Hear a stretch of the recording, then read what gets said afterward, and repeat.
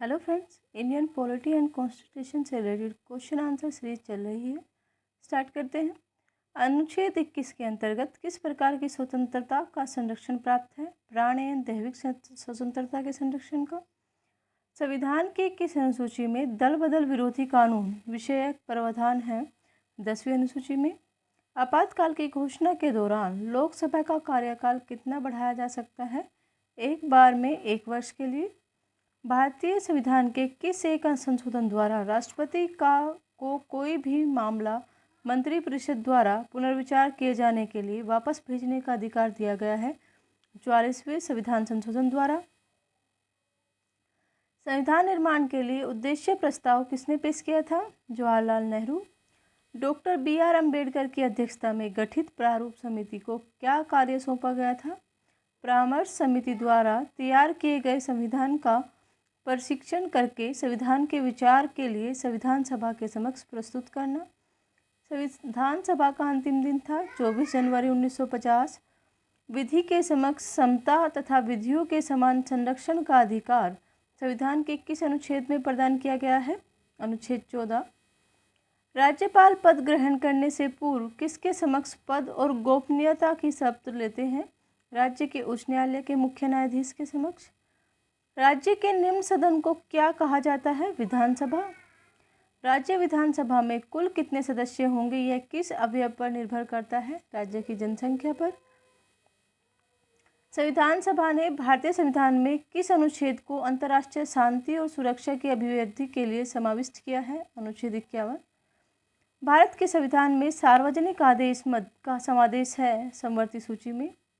बंदी प्रत्यक्षीकरण रिट जारी करने का अधिकार केवल किसमें निहित है? सर्वोच्च न्यायालय तथा उच्च न्यायालय में। भारतीय संविधान के अनुच्छेद 30 का संबंध किससे है?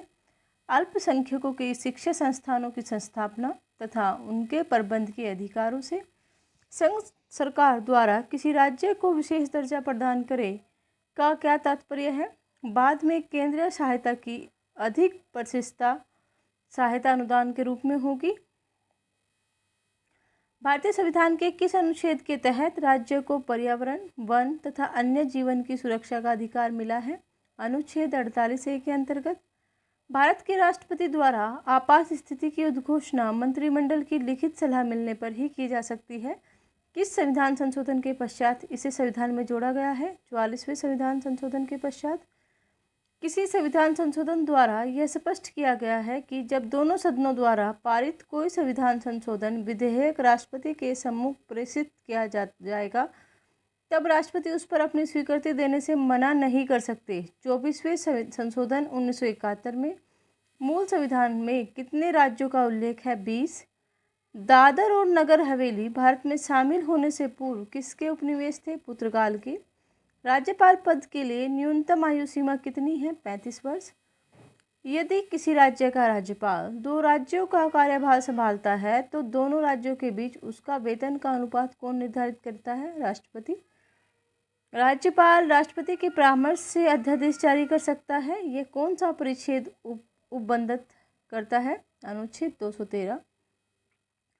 जनहित याचिका किस कार्यालय में दायर की जा सकती है? उच्चतम न्यायालय तथा उच्च न्यायालय दोनों में।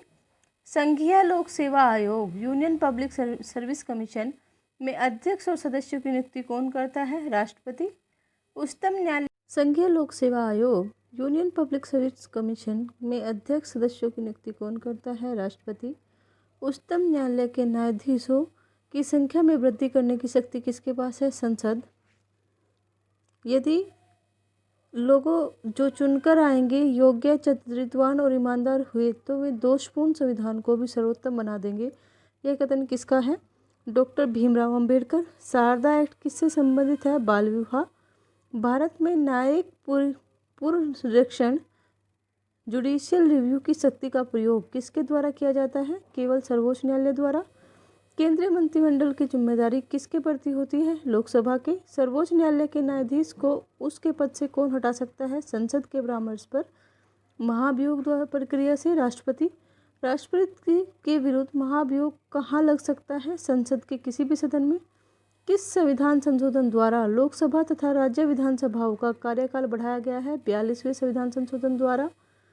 CCEA क्या है? Cabinet committee on economic affairs किस आयोग का गठन करने के लिए 94 संविधान संशोधन अधिनियम बना है? अनुसूचित जनजातियों के पृथक आयोग के गठन के लिए 1950 में योजना आयोग का गठन कैसे किया गया था? एक मंत्रिमंडलीय प्रस्ताव द्वारा।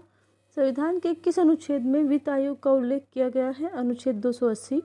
1951 में गठित प्रथम वित्त आयोग के अध्यक्ष कौन थे? केसी नियोगी। किस समिति ने केंद्रीय प्रशासनिक सेवाओं को समाप्त करने की सिफारिश की? राजा मन्नार समिति। संविधान की 6वीं अनुसूची में किन राज्यों के लिए विशेष प्रावधान दिया है? असम, त्रिपुरा, मेघालय, मिजोरम।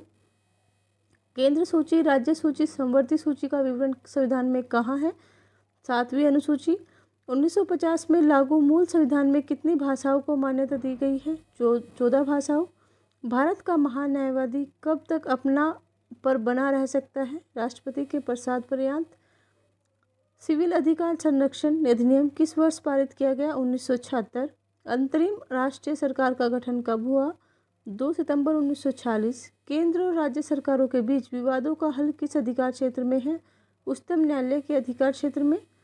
भारतीय संविधान का स्वरूप संघात्मक है या एकात्मक? दोनों का समन्वय।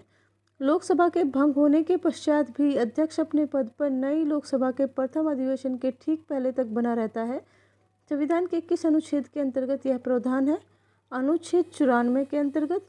तारांकित प्रश्न किन्हें कहते हैं? जिन प्रश्नों का उत्तर प्रश्नकर्ता सदस्य तुरंत चाहता है। तारांकित प्रश्नों के उत्तर मौखिक दिए जाते हैं। लिखित और आंतरांकित प्रश्नों के तारांकित प्रश्नों के मौखिक, अंतरिक्ष प्रश्नों के लिखित। भारतीय गणराज्य का संवैधानिक अध्यक्ष कौन है? भारत का राष्ट्रपति। पाकिस्तान से आकर भारत में नागरिकता प्राप्त करने के संबंधी प्रावधान उल्लेख किस अनुच्छेद में किया गया है? अनुच्छेद 6। किस व्यक्ति को एक ही अपराध के लिए एक बार से अधिक दंड देने का उल्लेख संविधान के किसी अनुच्छेद में किया गया है? अनुच्छेद 20। नए राज्य बनाने संबंधी बिल को पेश करने के लिए किसकी अनुशंसा आवश्यक होती है? राष्ट्रपति। राज्य पुनर्गठन आयोग का अध्यक्ष किसे नियुक्त किया गया है? न्यायमूर्ति फैजल अली। अविश्वास प्रस्ताव पर परिचर्चा के लिए तिथि कौन तय करता है? लोकसभा अध्यक्ष। अविश्वास प्रस्ताव किस सदन में लाया गया है? लोकसभा। निरंतरक महालेखा परीक्षक अपनी रिपोर्ट किसके समक्ष प्रस्तुत करता है? राष्ट्रपति। आशा करते हैं यह सीरीज आपको काफ़ी पसंद आ रही होगी। लाइक कीजिए, शेयर कीजिए, सब्सक्राइब कीजिए ताकि हमें मोटिवेशन मिलता रहे और इसी प्रकार वीडियो आपके सामने लेकर आते रहें। Thank you.